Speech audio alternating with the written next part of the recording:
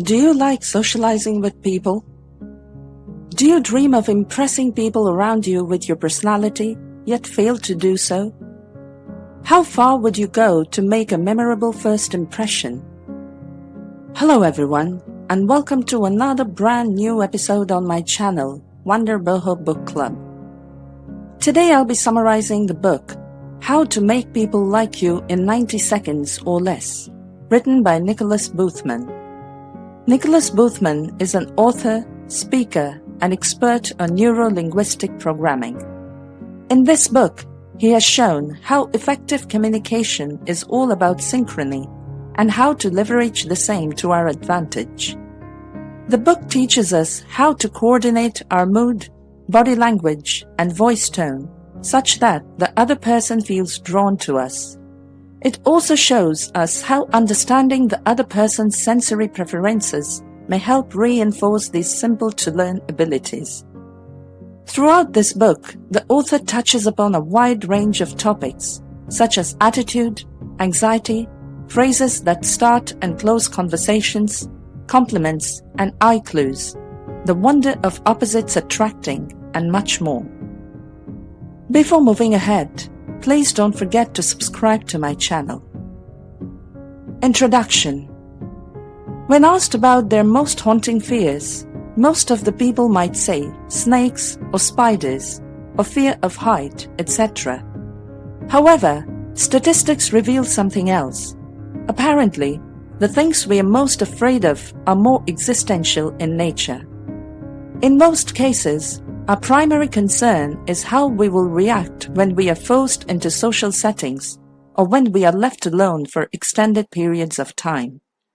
When we allow ourselves to consider the prospect that no one loves us or would make us their first choice, we feel horrified. Because of this, the majority of individuals are constantly seeking new methods to connect with others and earn the attention of those who are around them. This is true regardless of whether or not they would freely admit it. The bulk of us are almost always fixated on the question, am I dealing with this situation in the appropriate manner? Do I have a likable personality? What first impression do I create in the minds of others? If the answers to these questions weren't already frightening enough, there is still the horrifying prospect that we won't be able to communicate with anybody at all. This fear might push us to be by ourselves and without any friends. In this summary, we'll take a deeper look at the abilities required to move beyond such worries and participate in conversation with other people. Part 1. The first 90 seconds. The phrase 90 seconds appears in the title as a play on words that refers to the fact that people form their first impressions of you within the first minute and a half of meeting you. It's possible that you're asking yourself, how do these people come to the conclusion that they have? People form their first impressions of you based on a wide variety of criteria, some of which include their estimation of your intelligence and trustworthiness, as well as your level of success and position. When someone notices that you are wearing expensive clothing, they immediately begin to form certain assumptions about you. One of these assumptions is that you have a lot of money. However, there are some things that are beyond our control. Therefore, we can't anticipate how others might react to those. For example, we have no control over our genetic makeup or the way we look. Also, it is difficult for us to exert control over aspects of ourselves, such as our gender, ethnicity, etc. Interestingly, a study carried out at Princeton University found that participants consistently rated as more trustworthy those individuals who had feminine traits, such as a round, baby-like face. Also, another study revealed that participants rated white, male, attractive speakers as more charismatic and impressive. According to the findings of yet another research, individuals here have the perception that men and women who have tattoos are less trustworthy, less beautiful, and more violent. All this may lead us to believe that our first impressions are not only formed in a jiffy, but are influenced by unconscious biases that are often racist, sexist, or classist in nature. As it turns out, there is very little that we can do to change another person's innate bias, especially when it's based on factors that are outside of our direct control. However, it is not impossible to make a good first impression, and in the following chapter, we will go over some useful tips that you can implement to improve your chances of doing so. Part 2. Body language. In the first minute and a half of meeting someone for the first time, it's possible that one's body language will be more effective than words. Even if a person's impression of us cannot be altered based on the way that we look, we can still make an effort to ensure that the message that we are trying to convey through our body language is being received in the appropriate manner. To keep in mind the concepts of open and closed body language here. The author insists that you will be able to recognize these categories as soon as you look at them, even if you're not familiar with the specifics of the categories themselves. For example, imagine you're a manager and you're having a conversation with one of your team members about his below-par performance. If this person avoids meeting your gaze and keeps twitching his fingers, you know that he's feeling guilty and nervous, and he's exhibiting closed body language. On the other hand, when a friend greets you with an enthusiastic smile and open arms, it generally means that her attitude towards you is a positive and open one. Keep these pointers in mind the next time you find yourself in the position of making the acquaintance of a new person. It is preferable to act like an open-minded adult by demonstrating openness in your body language, rather than acting like a sulky teenager. While the rest of your body is tuned toward the other person in an open and inviting manner, your arms may be hanging loosely at the sides of your body. This demonstrates that you are comfortable with both yourself and other people. An excellent tactic is to subtly lean toward the person you are talking to in order to convey the message that you are interested in what they have to say and want to get off to a good start in the conversation that you are having. This will further increase the level of comfort they already feel in your presence. The next thing you should do to develop a rapport with someone is to make eye contact with them. Of course, this doesn't mean that you keep staring at someone unblinkingly, which might make people uncomfortable and even cause them to freak out. Also, staring someone down causes your pupils to dilate, which in turn causes your blood pressure to rise. Instead, to begin the conversation, you should smile and make eye contact with the other person for a few seconds. This is an easy method for letting them know that you have spotted them and are prepared to start a discussion with them. A study was conducted to ascertain the influence that eye contact has on initial perceptions of a person's level of intellect. According to the findings, one of the most crucial behaviors in communication was to maintain eye contact while speaking to a person, which also resulted in higher perceived intelligence levels. The study also suggested that people have a more favorable first impression of an individual's intelligence when they see them wearing glasses. Because of all this, maintaining strong eye contact is essential regardless of whether or not you wear glasses. After having struck the right chord through nonverbal communication, the next step is to actually speak the words. Maintaining your composure is the one thing that is absolutely essential to keep in mind at all times. People experiencing nervousness at the outset of a conversation, owing to the worry of saying something incorrect, end up embarrassing themselves by behaving oddly. Instead, you should try to avoid behaviors like excessive pondering, as well as others that are known to elevate anxiety levels. It is best not to wander too far from the basics, which are to smile and greet one another with hi. Make sure that you tell your first name while introducing yourself. You may also share an anecdote at this stage to break the ice. Keep it simple, and you should be able to sail past this phase easily. Part 3. Building the foundation. The next step is building the foundation of the conversation with the other person. A lot of us might stumble at this stage because, having made a positive first impression and gained a certain level of self-confidence, we might then get cold feet thinking about choosing the appropriate subject for continuing the conversation, or worse, saying the wrong thing. So, how do we go about this? When you and another person have something in common that interests each of you, it makes it much simpler to form a connection with that other person. For example, having a shared interest in books, music, or trekking, etc.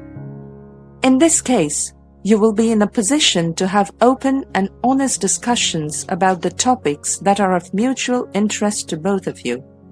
Even if you do not have a lot of things in common with one another, you will be able to communicate with one another more easily and feel closer to one another as a result of this. But there might be scenarios where you don't have shared interests with the other person. How to deal with that? Well, it depends on your attitude. In spite of what you may believe, the attitude you bring to a conversation is by far the most important factor in determining the result of that conversation. These attitudes have been categorized as useful or useless by the author on the basis of the distinctions that can be drawn between them. Cultivating useful attitudes puts us in a better position to achieve success in whatever endeavors we undertake. You can tell that you have a productive mindset by the way in which you evaluate what you hope to learn from the conversation and what you hope to take away from it. Most importantly, adopting a useful attitude helps us in winning a positive first impression or even get out of tricky situations at times. On the other hand, adopting a useless or negative attitude entails focusing solely on the attributes that one despises.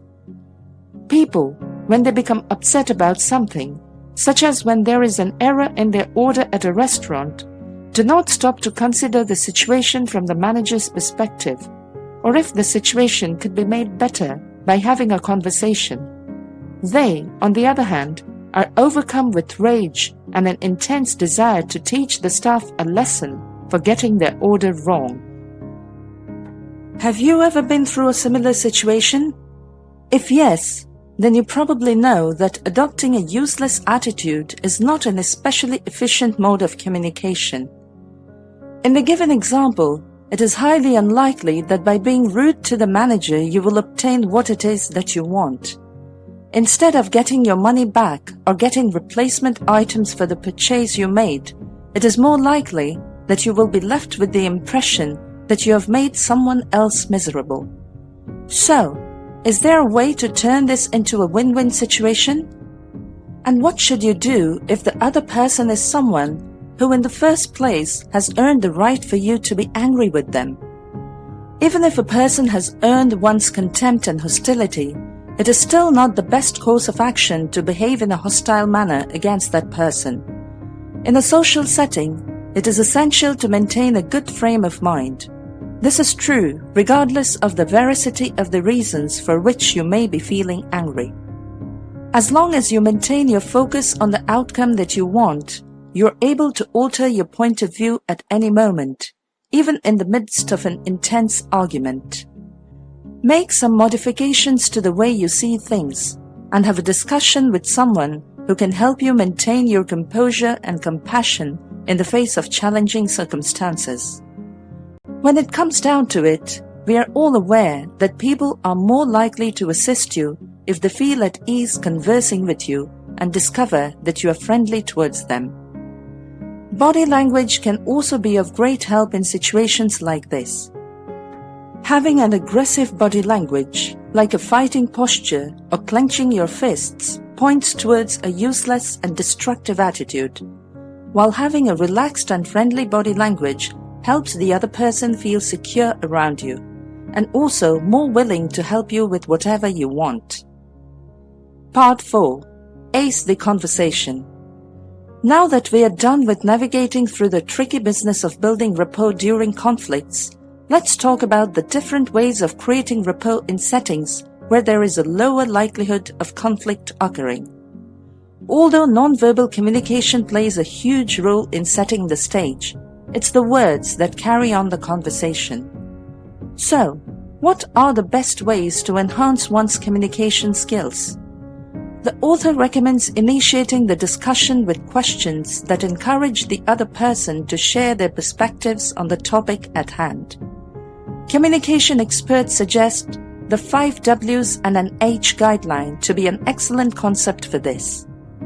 The rule that is often referred to as 5 W's and an H is one that can be easily understood by anybody, regardless of whether they're familiar with communication strategies. There are 6 questions in total, and each one begins with either who, what, where, when, why, or how. It's a fantastic method of eliciting a response from another person and inviting a conversation. For example, let's say you're sitting at the airport bar, waiting for your flight, and you want to chat up the person sitting next to you. The best way to do this would be to adopt a friendly body language, smile, and ask something like, "So, what drink did you order?" The fact that one cannot fully answer this question with either yes or no adds to the attractiveness of the question. Instead, it gets the person to respond in depth to whatever it is they are being asked. You say something interesting in reply, and this will prompt the other person to say something more, maybe share an anecdote, and the conversation goes on. It ensures that the discussion remains light-hearted and kind, which is precisely what you want. Even if you don't share the same passions or hobbies, the easygoing tone of the conversation will put you both at ease and make you look forward to more chances to spend time with each other in the future. Forming friendships, or even just having a conversation, does not require having anything in common with the other person, although it might be beneficial sometimes. People who are very different from one another can and do develop strong friendships simply due to the fact that they enjoy each other's company and value the time they get to spend together. You could also keep the conversation going by asking questions that go into further detail about what the other person has said. There is no substitute for demonstrating real interest in the person you're having a discussion with. This way, you're bound to increase your likability to the other person, as people generally value and appreciate if you're interested in what they have to say. Conclusion. Making people like us can feel like a daunting task. When we work hard to make a good first impression, it's possible that we'll feel anxious and tense as a result of our efforts.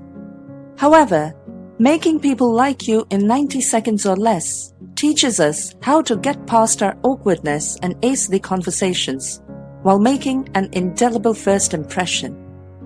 It helps us master the nuances of body language and nonverbal communication while giving us tips on developing useful attitudes and how to play with words to keep the conversation going. Thank you for watching this episode. Please don't forget to subscribe. Your likes, comments, and shares are highly appreciated. See you soon in our next episode.